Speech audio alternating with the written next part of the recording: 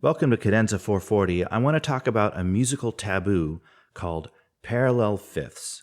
Now, I was taught in music school to avoid harmonizing with parallel fifths and instead use a richer combination of different intervals in the harmony layer. Okay? So if you have a melody, something like this,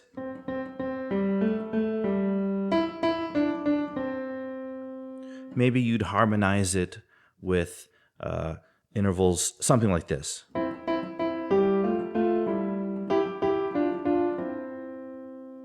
right, that sounds all right.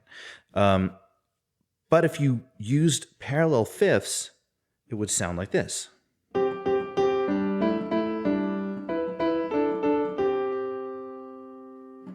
Okay, so sounds pretty bad. Sounds like we should avoid harmonizing using parallel fifths. But here's the issue. I've found two songs that do harmonize in parallel fifths, and it really shows why we can't ignore the power of parallel fifths in harmony. The first song is called Rainmaker by Traffic, and it sounds something like this.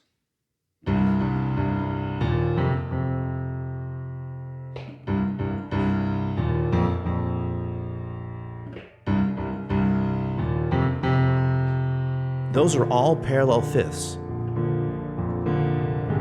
And actually, in the real song, I think they have octaves as well, so parallel octaves, which I was similarly taught to avoid. Something like this.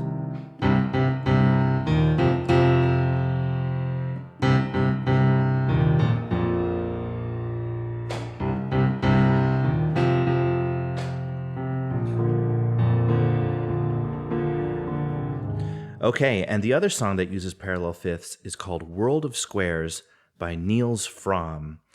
And the theme goes something like this.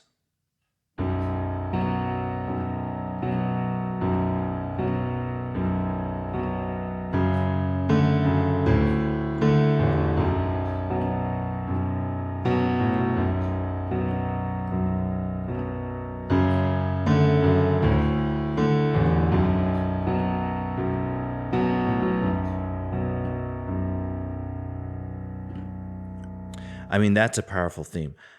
I was watching a movie called Ad Astra when that theme started playing, and it just blew me away. I mean, the moment was perfect.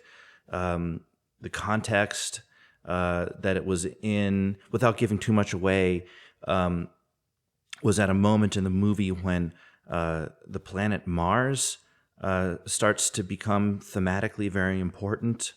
And I think subconsciously I associate the number 5 with the planet Mars, probably because I'm a big fan of Gustav Holst's The Planets, and in that series of songs he uses a time signature of 5 for his song about Mars. So that's probably why. And I just thought it was so fitting that, okay, maybe they're not using a time signature of 5 here in this movie to introduce the planet Mars, because maybe that's too on the nose, but they're using parallel fifths, that interval in the harmony for the theme here that's starting to emerge. It was really cool. I liked it quite a lot.